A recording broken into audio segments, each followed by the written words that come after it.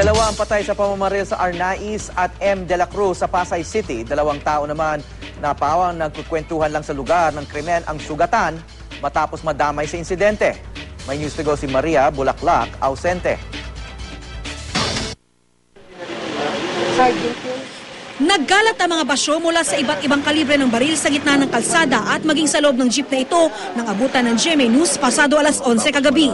Kwento ng mga residente, 4 ang biktima na pinagbabaril ng riding in tandem kasagsagan ng malakas na ulan sa kalye ng Arnaiz at M. de la Cruz sakop ng Pasay City. Kaagad isinugod sa Pasay City General Hospital sina Alfredo Lancero at Reynaldo Alagao pero agad silang binawian ng buhay. Sugatan naman sina Larry Cabiles at ang taxi driver na si Johnny Bunar. Base sa investigasyon ng Pasay Police, mabilisan umanong nilapitan ng 2 sospek ang 2 napatay na biktima. At dahil sa dami ng pinakawalang putok ng baril, nadamay sina Cabiles at Bunan na nagkukwentuhan daw ng mga panahong iyon. Dinungawan dyan, yung nakaupo rito, binaril. Yun, pati yung bayo ko, binaril din dito.